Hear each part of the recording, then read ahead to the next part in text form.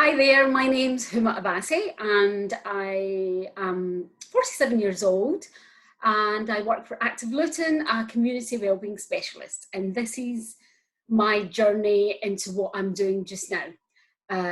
For many years, I worked in sales for 14, 15 years, sales management. And I had a child who now is 21 and is my everything, my reason for living.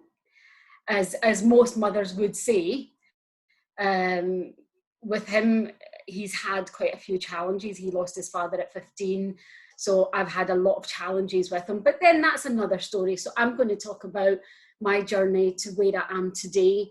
And I absolutely love doing what I do. So I started off, I had my child, was living in Glasgow, decided to start working in a school office. So just as clerical assistant, went from a high-flying job to just thought, where's this going to take me?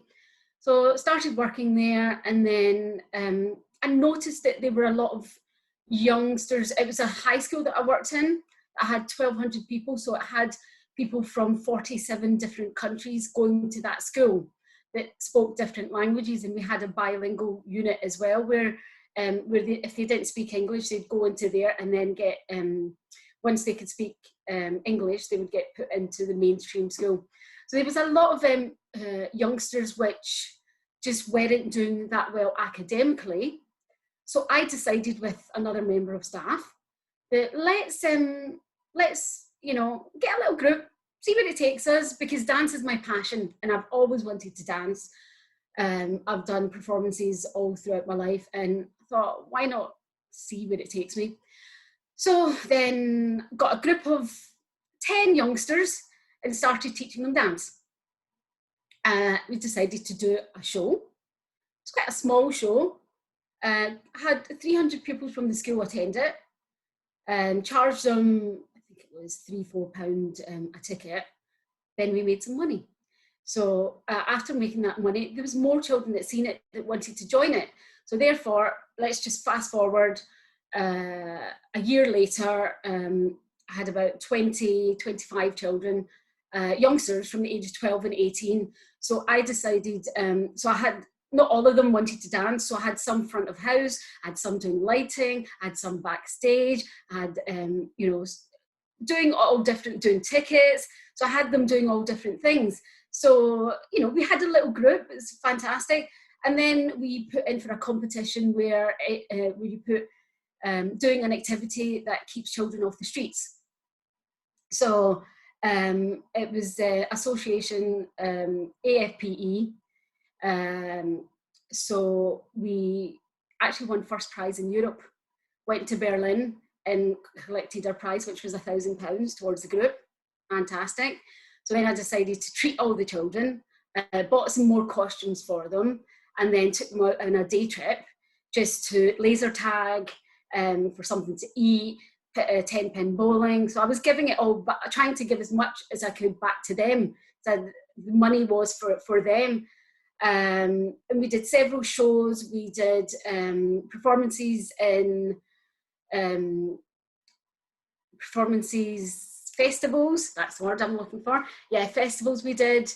And, the 20 became 60 children in the school, really successful. But then it was time for me to leave because I met a man down here, whose name is Alan, must give him a mention.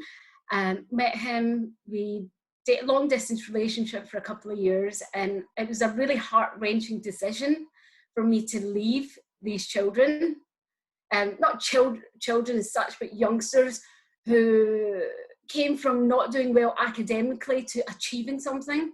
But just before I moved, we won the Glasgow Herald and Times Award for keeping children off kids off the streets. They did a performance, it was all recorded, it was brilliant. I couldn't have had a better send-off. We did a Michael Jackson themed show to end to say, this is it. There was a lot of tears. a lot of tears, became really good friends with the head teacher.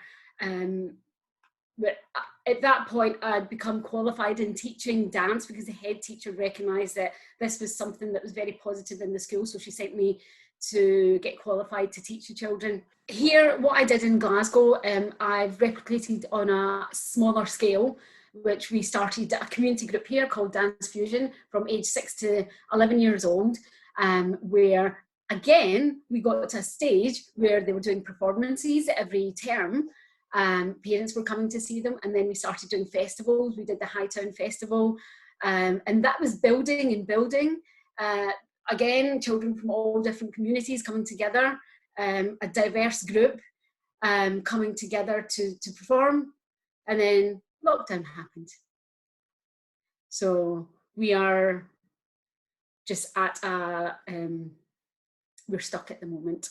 So I then, before I moved down, contacted Active Luton and said, this is what I can do, this is what I'd like to do, do you have a place for me? And they took me on. So I started not knowing a single soul. I knew no one, apart from my husband. My son came down with me, he was 10 at the time. My sister-in-law, my brother-in-law, and his mum and dad. That was it. I knew no one. So the first 6 months was very difficult, but being from Scotland, most people from Scotland are quite friendly. So I just got talking to lots of people. One of the first people that I became friends with, who you know yourself, is Katrina, who also works for Active Luton. So her and I, over the years, have become really good friends. I call her my work bestie now, so we have become really good friends. And then I started to make other friends through the work that I was doing in schools. So I was going, to start off with, I was just freelance, because obviously I had a 10-year-old and I didn't have anyone to look after him. So he then would come with me to some after school things, just sit in the corner, read a book. I would teach the children. So each school got, I think I was in one point at 10 different schools. And that part of my job I loved, because these youngsters, they were primary school. So these youngsters, when they came to me, a lot of them didn't have the confidence and they didn't think they had the ability. So it's all about positive reinforcement. You know, I can't do this, miss. Yes, you can. I can. I believe in you. You need to just believe in yourself. And that worked really well. And so, you know, we've had lots of performances. That was great. And then I went into full-time once I think my son was 14. So he was old enough to stay at home. I could do a little bit more. And then we started, we were in the communities team, and we started a project called the Me Time Project, which over years became really successful. It was to engage especially women, especially the BAME community, into doing activities, because there is a lot of obesity in Luton. So through our programme, we had a wonderful team of instructors. All of us worked together, and you know, we had a participation, I don't know the exact number, but it was a good few thousand doing our programme. Very successful project. Every year we had an event to celebrate this project. We also won an award a few years ago, where we went up to Sheffield and collected the award. And it's job satisfaction. That is job satisfaction. See, when you see a room full of women from different communities, you've got Bangladeshi, you've got Indian, Pakistani, white, black, Somalian, all different women in one room. And my saying is, I said this on the radio and it never left me, it's a beautiful thing just to see this, because at the end of the day, we may have different cultural backgrounds, but we are women, we are mothers, we go through similar things. So, you know, this was an opportunity for, in normal circumstances, in Luton, maybe they wouldn't mix, but this created an opportunity to make friends from different communities, which is a positive thing. it's lovely. So, you know, that continued.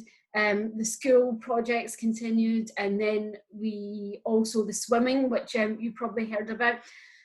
We had, to start off with, it was 12 women every 10 weeks, had a waiting list of women wanting to get on to learn to swim, because it's such an important skill to learn to swim.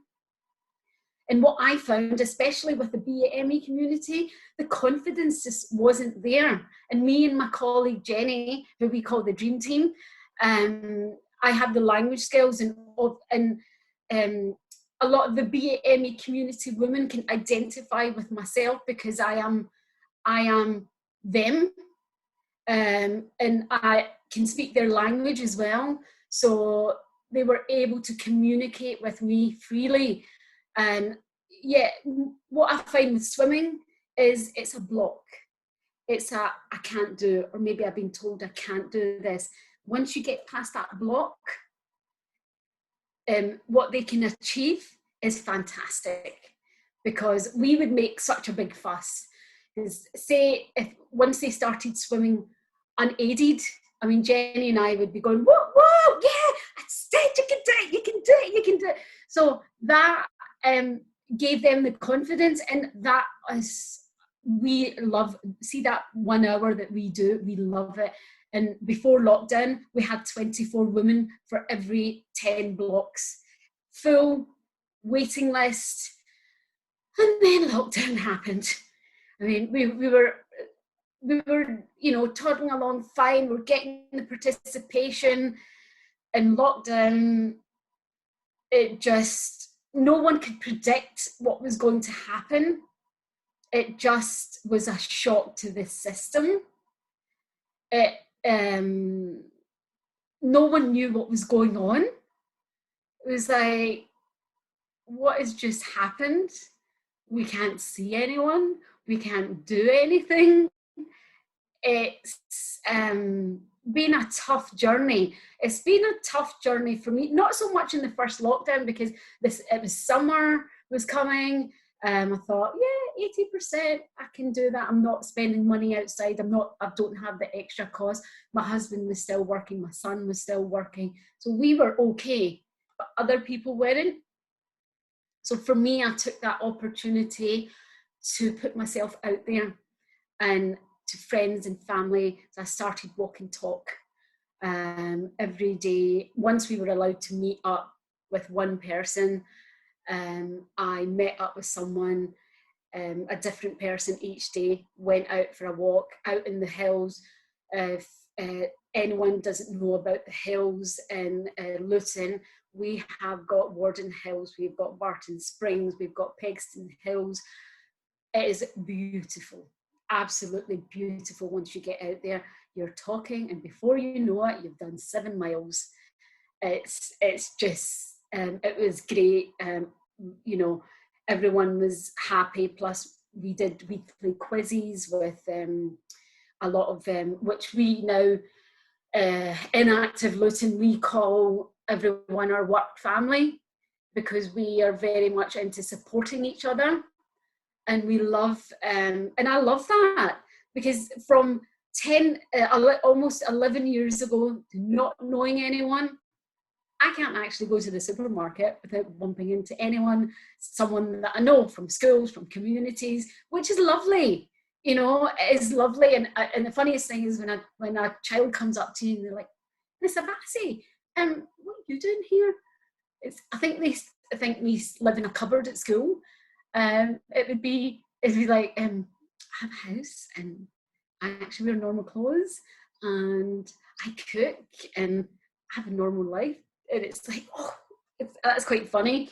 But it's, you know, I bump into people, always happy to chat. I also was running my own business, my own Zumba business, for almost 10 years before lockdown happened. And there was a sense of community there as well. That I successfully did run for almost 10 years on my own. Just hired a community hall. Again, it was a sense of community, but, you know, I've tried to support as many people as I can. even though I had that a couple of days of feeling down, it's like, slap yourself, get back up there, help other people, because that in life to me is important, is to be there for people. If I can save that one person from doing, you know, getting depressed, or even just putting a smile on someone's face, that I feed off that positive energy, and I just want to put that positive energy out there. It's so yes, that has been, in a nutshell, I mean, I could go into a lot more, but in a nutshell, that has been my journey in Luton, from Glasgow to Luton, from changing my career from my early 30s to now. And, you know, I also believe in, I practice what I preach. I try and look after myself, so that, you know, people will say, oh, I'm getting too old, I'm in my 40s, I can't, oh, I don't need to be doing that. And I'm like, no, I'm in my late 40s, yes, you can do it. If I can do it, you can do it. So I kind of use that as a tool. And I just like talking to people. People who know me will tell you, you know, that to dancing, that's the next best thing that I like to do. I mean, I did a degree in communication, so I have a BA in communications, which I did when I was a wee nipper snapper, which has really helped me, but it's more experience that's helped me communicate. And I think when you get to in your 40s, you kind of don't care. You know, you don't care what people think about you. If I do like silly videos on Instagram, make a fool of myself, if that makes somebody laugh. I mean, my husband's like, oh God, you're such a fool of yourself. I'm like, I don't really care. If it's made someone smile, then I've done my job, you know. So that's me. That's who I am. If you have any other questions you would like to ask me, then I'm happy to answer them.